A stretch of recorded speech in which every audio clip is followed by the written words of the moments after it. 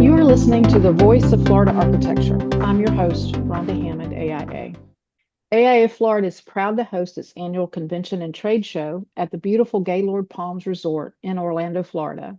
It's scheduled from July 15th through the 18th, culminating in the Honor and Design Awards program. Today, we're joined by a distinguished group of guests. JEFRÖ, our keynote speaker for the opening session, is with us, along with our 2026 president, Adam Gale, AIA. JEFRÖ, welcome. We're delighted to have you. Hello, everyone. Thank you for having me today. I'm really excited to be here. It's a big honor. Rhonda, you have this amazing podcast voice. It's really kind of addicting. Thank you for everything you do for the AIA and as well as everybody that's here. So I'm excited to get going.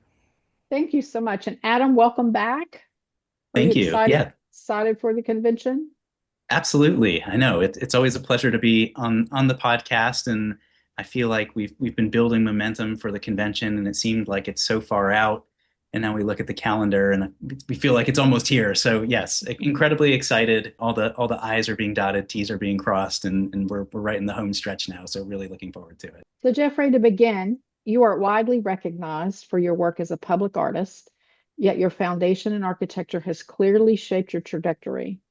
Could you share with our listeners an overview of your practice today and reflect on how your architectural background informed your evolution into the artist you are today? Simply, it's actually my training in urban design and planning and being within the profession of architecture and being associated with AIA has definitely shaped what I do as an artist. And it's really because of the tools that I've learned within the AIA and within the profession that's actually been able to look at being able to become an artist, but with a pragmatic sense of direction, if that makes sense. I think a lot of us artists are kind of unfortunately known as people that don't know how to stay on schedule, how to stay on budget, are very hard to deal with. I think in today's world of working with cities and developers, they actually are very surprised when I tell them that we're working on calculations for wind load that will influence the substructure and the secondary structure and the footer. And they're like, huh? You know, to start from the beginning, I went to the Ohio State University, studied landscape architecture and urban design, went to the AA in London, the Architecture Association, where Zaha Hadid and a lot of these amazing artists. Honestly, I tried to get to the GSD and I couldn't get in, but that was my second option. My first job coming back to Chicago, born and raised in Chicago, was actually working for SOM, one of the largest powerhouse architects in the world. Worked under a man named Phil Inquest, who is an amazing urban planner designer, and actually got to work on the master plan for Millennium Park. And that actually set the tone. Well, actually, my first thing I was doing there was actually documenting and doing as-built of an old rail yard, as we Hmm. do, first entry people, and doing site analysis, which ended up becoming Millennium Park, right? And so that's when I started being able to understand the value of public art and the idea of what moments do for cities. And so obviously Anish Kapoor, who did The Bean, has created this piece of art where there's hundreds of well-known Picassos and Henry Moores and sculptures all over downtown Chicago. But this guy comes in and creates this giant silver bean and now becomes sort of the postcard to the city. And that was a Love way for me to be inspired as I moved on to the art career, as I'll tell you later how that happened, to be the guy that doesn't necessarily want to locate the moments, but to actually to do the moments. So, Adam, turning back to you, could you remind our listeners of this year's convention theme and speak to the vision behind it? And then tell us what led you to select JEFRÖ as the keynote speaker to help articulate and advance that vision. Sure. Well, I think everyone's gotten their invitation to convention at this point. So the theme is designed together the emergent properties of leadership, mentorship, and business success. And the thought behind it is that we all can bring something to this profession, and whether it's internal facing, external facing, where we live within Florida or even outside of the state, all of those experiences that everybody in our organization has, we create a stronger organization when we're together. And so it's the idea of bringing all those experiences together and sharing our expertise, sharing our experience, and together lifting the profession and helping everybody. That's the theme of the conference. And then as far as getting JEFRÖ involved, we had a lot of conversation early on, what are we looking for in a keynote? What's important? And we wanted some name brand recognition, someone who, when you see them on the invite, you'd say, oh, that's intriguing that they're coming to our convention. And we also wanted somebody who had experience in our field. And so, that shrinks the pool of candidates way down. And then on top of that, because this idea of design together and of lifting everybody up, we really wanted somebody who had experience working with other industries as well and highlighting the value of design. And so when JEFRÄ's name was thrown out there by the convention committee, a little light bulb went off in my head, and really for two reasons. The first of which is he checked all three of those boxes. And then the second is I had met JEFRÄ probably 15 plus years ago. I was an intern in a studio, and he actually came by to drop off a resume. And he was kind of this landscape architect, urban planner, and we were doing public work, and maybe there could be a fit here. And so I remember seeing it, and I remember seeing oh, these cool Chicago projects. And my family is from Chicago. I did an internship up there, and so I was like, all right, there's something. And then years later, I'm a tennis player, and I was at the USTA tennis campus in Lake Nona, right around the corner from where our convention is. There's tours there, and there's some really cool structures, a parking garage like you've never seen before. And I was asking, and oh, JEFRÄ did that.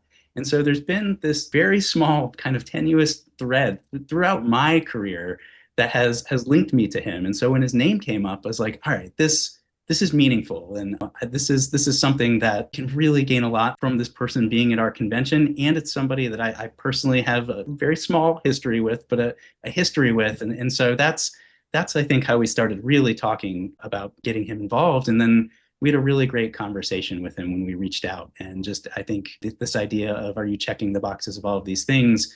His keynote presentation really dives into a lot of these items, and it just seemed like this makes so much sense.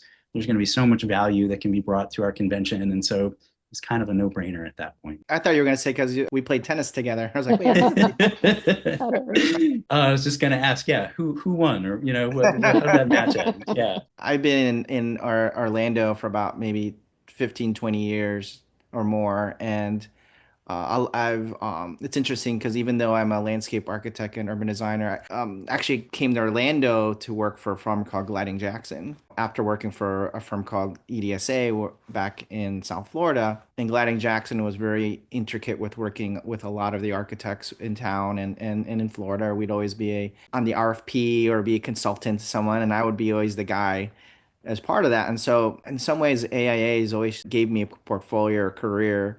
I'm more friends with people in AIA than ASLA or ULI. It's interesting, how that all works. It's really exciting to be part of this process and have Adam as committee to kind of select me to kind of share, my story about the value of design, how we can collaborate together. And sometimes if you drop the titles, that at the end of the day, we're all doing the same thing, which is making change and making design and making things that we can live and be proud of and make memories and moments. So, in yeah. developing your keynote address, how did you engage Adam's theme? And without revealing too much, what ideas or questions are you hoping to leave with attendees as they experience your opening session? It's interesting because, I've done many talks before, and it's different because these talks are usually about the practice and about the studio. And you would go through like, okay, here's a process of an idea, and here's a site analysis, and what are the concepts related to that. In this case, it was really about approaching it almost like a TED Talk. It's sharing sort of these moments that have shaped your career as a designer, and then showing examples of those projects that have sort of supported those things. And without getting too much into it, I mean, how I became an artist, how I changed from becoming a landscape architect or designer to becoming a full-time artist is because at 35 years old, I had a heart attack and triple bypass surgery. I cashed out my 401k, went to the office principals at Gliding Jackson and said, I'm going to retire, cash out my 401k, and just be an artist. And I was like, well, how am I going to be an artist? So it was really about me then actually working on design competitions, which is what, as architects, we've done many times, is get involved in design competitions. But there's this thing called Percent for Art that was just starting to emerge. where cities would have to spend 1% on public art. So if you go to airports or universities, anything that's a public building, they have to do an RFP for these 1%. I was a finalist on 12. There's like 300 people that apply. You hope to win one. I won 8 in my first year, and I was like the fastest artist to break the $1 million mark in my first year. And that's because I was doing site-specific work. I was not necessarily a star architect that had a certain design or image or pattern design that I was trying to influence. I was doing site-specific work like we do in site analysis on buildings and say, okay, how does this building become you? And as I've evolved, you can see through the presentation that I went back to this idea of how the being in Chicago became a postcard to city to then go to other cities in my presentations, which slide shows, and I'll show this as well because it's sort of the core. Is I would show cities and developers and say images of the Eiffel Tower, the Arc de Triomphe, the Statue of Liberty, Jesus Redeemer, the Bean, and I didn't have to tell you what city it was, right? And then I would say, what is yours? And then the value there for me is through economic development. The idea that if you build it, they will come, not only people, but developers, people who will come and spend money. So I don't care if you like it or don't like it, you come take a selfie, but come and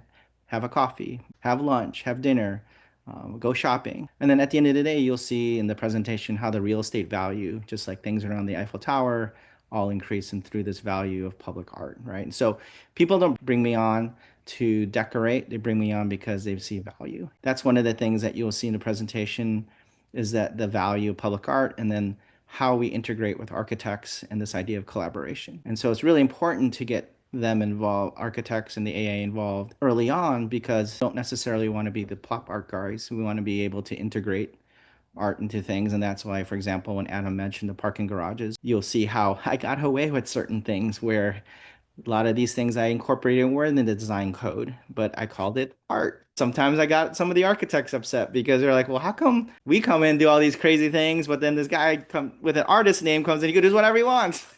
Well, tell the city that, right? So Yeah, just I, share your secrets, just yeah, share. Let's design yeah, just together, right? here, Yeah. yeah.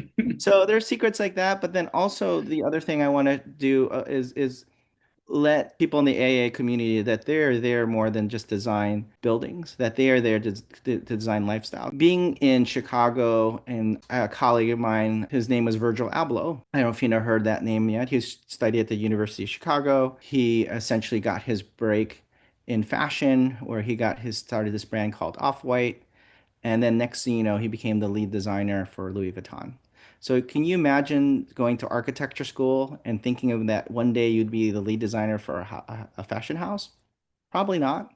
But I think people nowadays look at not what your title is, but what you can do. A perfect example is how many of us had the Michael Graves collection from Target? Do you remember that? We don't see that anymore, right? So that's this idea of the direction is that brands are now looking for not who or what you can build, but your brand and identity and what your mission is, and then how you can actually apply it to other things that people are doing are not occupying, such as products and clothing and fashion. So, what I wanted to ask you, talking about site-specific work, do you have a specific process that you go through, or is it different from each place how you create something specifically for that city? It's interesting because it's very similar. And I think that's maybe what sets me apart from a lot of the traditional artists per se is I'll go through the whole site analysis where I was even doing sort of creating layers and maps of not only topography but history and culture and doing all these things that we would do that influence design of buildings, right? And then Mhm. instead of doing a building, I'm doing a form or a sculpture. Well, a form and an object in the form of a sculpture, right? And so it's very similar to the same process as an artist that I would take to some of these giant sculptures that I'm doing. I mean, the biggest one I've done is in my homeland, which is 28 stories tall, taller than the Statue of Liberty. And so it's one of those things where I brought in an Arab. So I brought him in structural engineers that we would usually use on traditional building projects, but on these giant sculptures, just from the fact that when you work at a certain scale, obviously you want something that's that meets code, but then also don't want to be in a commercial. Have you ever been hurt by a sculpture, Morgan and Morgan for the people, So, it's so much liability. I mean, people would sue for tripping on one of my sidewalks in that landscape architecture drawing. So yeah, we have to kind of do the same processes as we do as we were doing urban design and planning or architecture in terms of the same consultants we would use, whether I'm doing boring samples or getting geotech. I think those are certain things that traditional artists, they don't go to. But say I'm not really a traditional artist, really creating monuments, is what I do. Do you have a particular installation that resonates most with you, either through the process or learning something new from that process? Do you have a favorite? It's like asking your favorite child. I Oh, think I know. I I know. think it's just like asking, yeah, Adam, what's your favorite building, right? I think they all have personal meaning to me. I think my first piece, and then also when I got my first museum exhibit, when I got my first collaboration with Orlando Magic, when I'm working on the largest underwater sculpture, Richard Branson. Like it's hard to like kind of pick things. I feel like right now, to be honest, it's sort of like because I'm a Filipino American born and raised here in the US, I'm not really understanding my culture. It was really the work in the Philippines that really was able for me to reconnect with my homeland like I'd never been before. And to have our country's largest sculpture, like taller than the Statue of Liberty, that really talks about the Filipino, the global Filipino, this idea of finding the Filipino dream and don't forget where you're from, that you can always come back. And the design of it, where it's very transparent, where you could see the structure inside to kind of show the strength of the Filipino to where it goes more solid and more reflection to who you can be as it goes down the sculpture was, I think right now is probably my favorite just because it's about me coming full circle with my heritage and culture. Now, there's other things I'm working on now that are, related to the Olympics in LA. There's a project will be the world's largest sculpture, which is like 80 stories tall, like 5 times taller than Jesus the Redeemer. So it's interesting because there's so many things that I've been fortunate to come across and be associated with, from working on things with Grammy Award winners in the music industry to signing with my new agent, Damon John from Shark Tank, to signing a deal, which Hasbro, where I'm working on Transformers. Pretty How Really cool. cool, fun. Yeah. right? Like, Yes. a Jeffrey version of a Transformer, right? So, Yeah. Absolutely. well, actually, the most interesting thing I have right now is we got a licensing deal with Lightbright. I don't know what I'm going to do with it, but I didn't even know they're still around, right? So, I didn't know either. Adam, do you remember what that is? Not only do I remember I had one as a kid, but my kids actually have one now too. So I did know that they're still around. So a little side note on that. I know we're going all the way around, but when I signed with Damon, the idea was signing with brands that actually influenced me to do what I'm doing now. So Mhm, there's pictures of me where I was using Crayola or using Play-Doh or using Light Bright or using these things I was as a kid, and then coming full circle and now working with these things that were actually remember where we were all about play back then, right? mhm. And Yep. sometimes we forget about that, right? So kind of honoring those brands or those mediums that then now doing stuff in museums, right? So it's interesting, kind of a full circle there with that as well. So if architects would like to know how to collaborate with artists more to help elevate the built environment, what advice would you give them? I think it's interesting because this is just my personal view and being in the architecture world. There's very architects that are very pragmatic and do very functional buildings.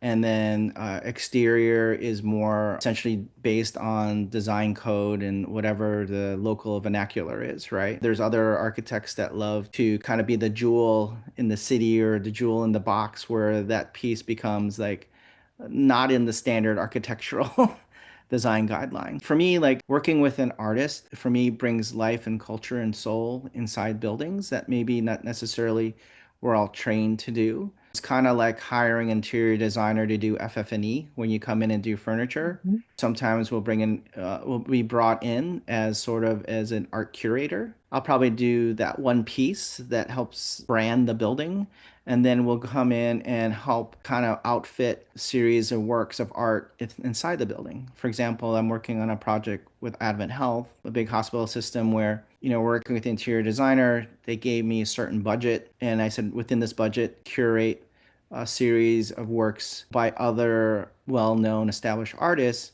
so that then if they've been exhibiting museum or gallery, the work is actually in the hospital in the public areas. And then they would actually have a name, the name of the artist, just kind of like similar to how you would go to a museum. And the beauty about that is that that same budget is the same budget that the interior designer would have had to go in and buy something from a catalog, right? Mhm. And so this then brings another soul and culture to the building that maybe architects didn't realize they could have done, and another layer. So, we're not only doing an opening, a topping out party and a building opening for the hospital, but then we're actually doing a walking art tour. It's another value in this premise Mhm. with the art we were looking at. Advent is it was sort of this idea of art and healing, obviously, right? And so that also brings value to the project, right? So there's actually Mhm. opportunities where some of the works that we've selected actually are increasing in value, unlike something out of a catalog, right? But There you then go. now it's part of the hospital system's collection, which is a Mhm. great way to kind of collaborate with artists. For me, what I tell developers and architects, if you take 1% of a building project, similar to what they do with public buildings, is that you just find an opportunity where you can spend that 1% that becomes the place where you would take that selfie on for good or bad, right? We're in a selfie culture that, we never were educated about that 20 years ago. When you take a selfie of you in front of a certain component, you know where you are, unless it's a piece that's been a signature artist that has a certain style or work that you see. But that's why I've been successful in a lot of my works because I've done things that are one of a kind, right? When you see it, Mhm. it doesn't have to be 28 stories either, right? It could be something that becomes when you come into the lobby, hanging from the ceiling, or just a beautiful piece of work that is on one of the main lobby walls that then brings added value. And that's how you can work with an artist. I've had the opportunity in just a couple. It was for the state of Florida, the Department of Health, and their children's clinic.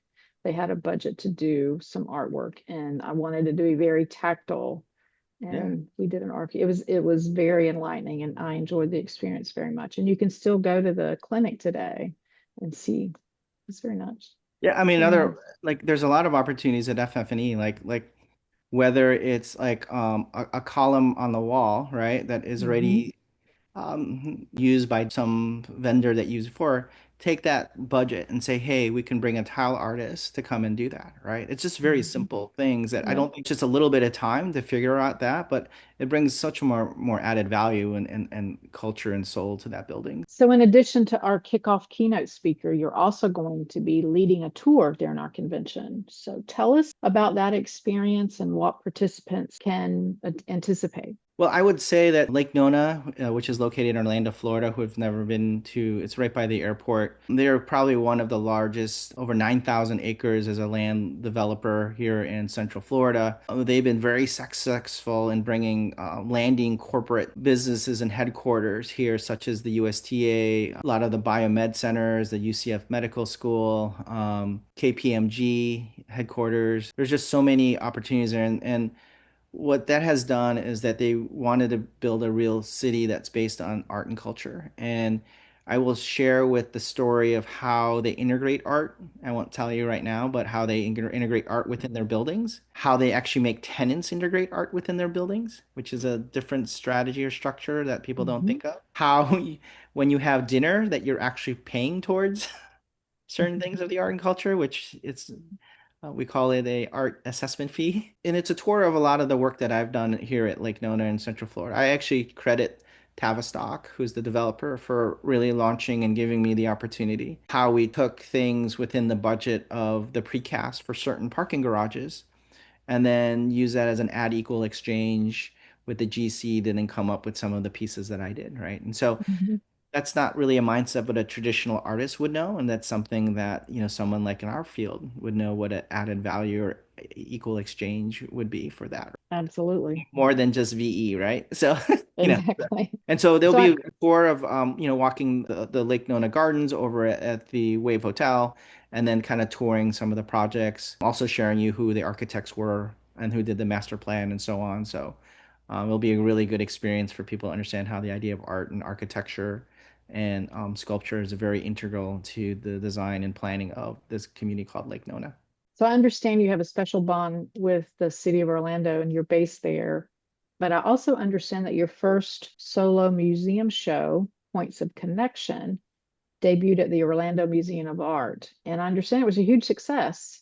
So tell us about that experience. So typically an artist would go through this trajectory. Like when I said I'm going to be an artist, I go back and get my MFA and then kind of go and figure out how to do sort of an art fair, then maybe get a gallery show, and then maybe get a group show, maybe in a museum or a temporary show, and then get a group show, and then eventually maybe one day get a solo show. My first show ever as an artist was a 10,000 square foot exhibit at the Orlando Museum of Art because of COVID, to be honest. That happened during the So it's time. recent too.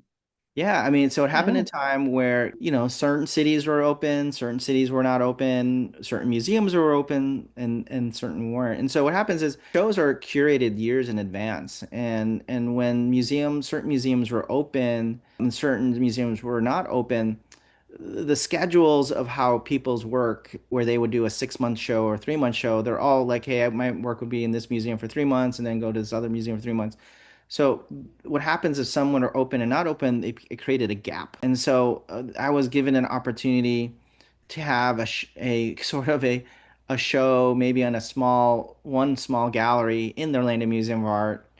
And I asked, well, how many galleries are available? And they said, we have four. And I said, just give them all of them to me. Had no work, but the curator believed in me and spent close to $300,000 on creating new works just to fill this show. And it's a show that talks about my journey as an immigrant, to my issues with heart disease, to my collection of my new series of the box series, or the box sets, which became my signature work, which you'll see at Lake Nona, to then my public works. So it's sort of a journey about my history, and was an amazing opportunity that I had. And so I always thank the Orlando Museum of Art that then now I have a show that now has traveled to other museums around the world, and actually parts of it will be coming home. My museum work has traveled all over the world, and actually I'll have a full circle moment. I haven't had a show here in maybe 3 years. After the show at Orlando Museum of Art, I had another show at Mall Millennia, where the Burberry is. I had taken a space that was empty and they wanted me to create a show there.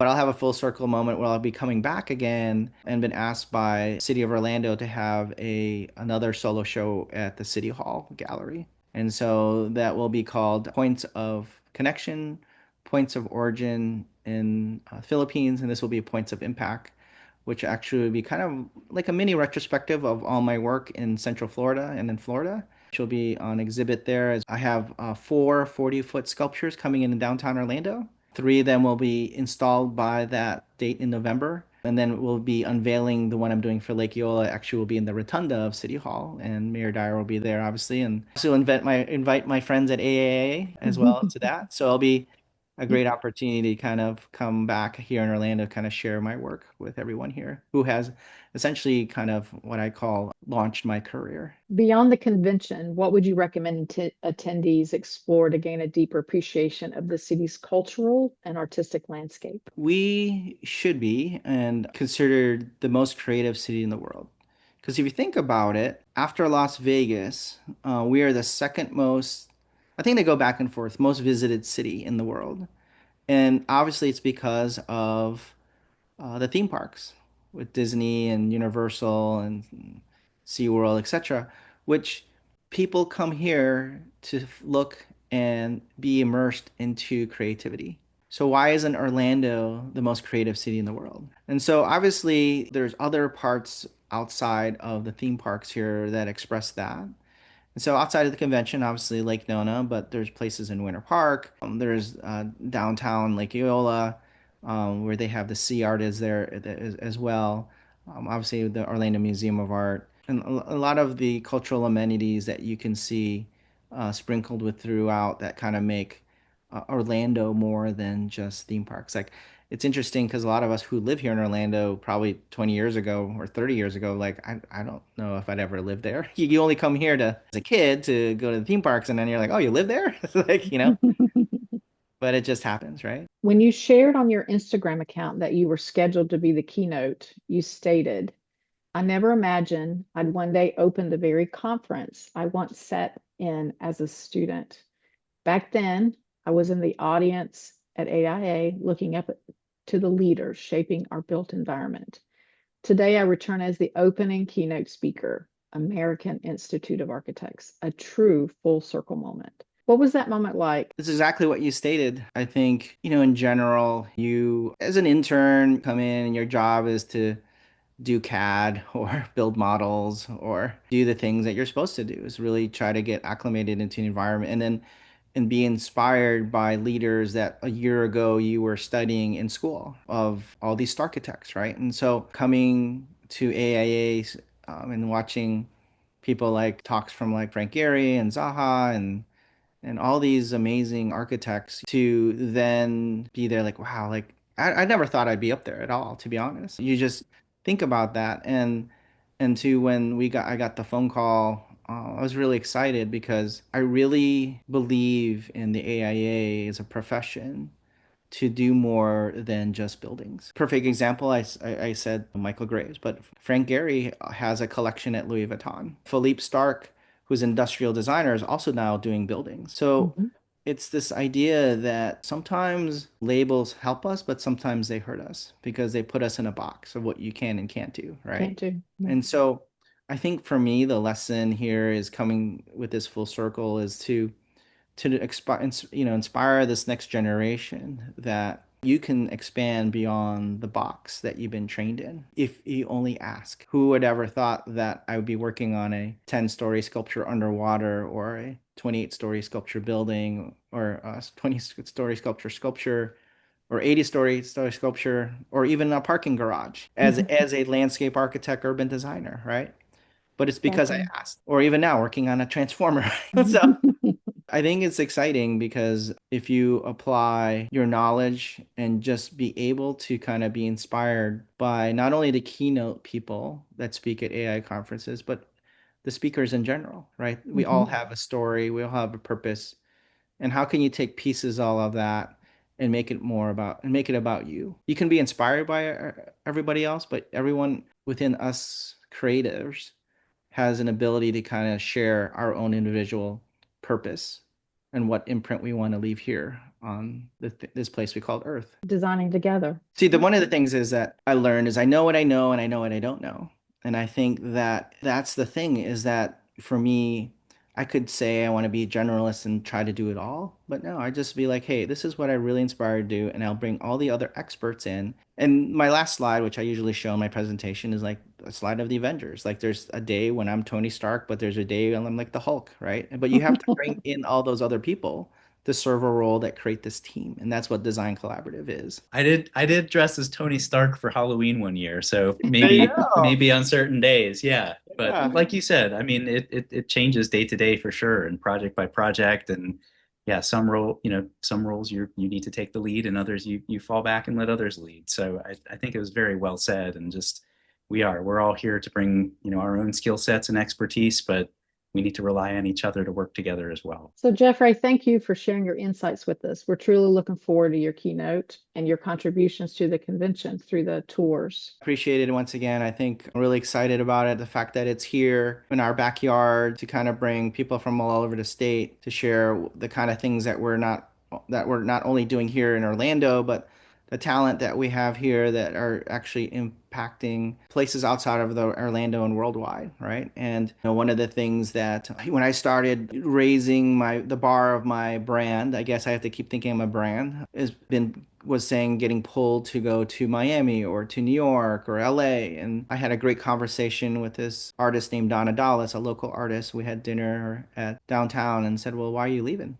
I'm like, because I feel like that's what people do. They go and they leave and they're like, no, you can stay here and do laundry and you still can get on a plane and go wherever you want. And it's very true because that also allowed me to then reanalyze and say, okay, Orlando's my home. And what can I do here to raise the bar of design and creativity here in my home that you may not see in other great cities or those opportunities? Very similar, and this last note is like the sculpture I did, a 7-story heart sculpture in Port St. Lucie. It's the world's largest heart. And they said, why Port St. Lucie? And I said, why not? This is something where I could put in Paris. Their objective was put us on the map. And I said, you know what?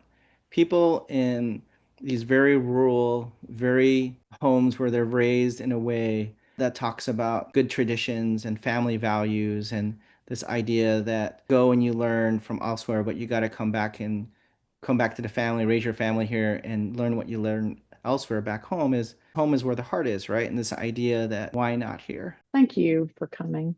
Adam, is there anything else you'd like to add as we head into convention? Man, well, I'm super grateful that JEFRÄ shared some time with us here today. Just, want to remind everybody that convention's coming up. If you haven't already registered, please do. We'd love to see you there. We've got excellent tours, including the one that JEFRÄ talked about here today. Excellent sessions. It's a super fun hotel, and it's really going to be a wonderful time. And it's a renewal year, so always an opportunity to take care of those credits as well. But really looking forward to seeing everybody. JEFRÄ, looking forward to seeing you, hearing more about what you have to share with us. And as always, it's a treat to be here with you, Rhonda. Thank you so much for being here again, Adam. So to our listeners, if you haven't registered for the convention and trade show, there's still time. Visit our website for details. And to be sure to secure your hotel accommodations because rooms fill up quickly. Now, JEFRÄ, this is shaping up to be an exceptional event, especially the opening session. Thank you again for being here. We can't wait to see it, and we look forward to seeing everybody there. Rhonda, I do want to say something real quick. I don't know how we're going to do this, but I want to figure out how to give some giveaways at the convention. So we need to figure out how we can auction or some way where people register, whoever attends the keynote. I don't know, something Adam and I can figure out cleverly. They'll have some interesting giveaways for people that attend. So hope to see everyone there. Oh, how exciting. That's Awesome. exciting. Yeah, a little extra incentive. I love it. This is Rhonda Hammond, AIA, your host. Thank you for listening to this episode of The Voice of Florida Architecture, the podcast of AIA Florida.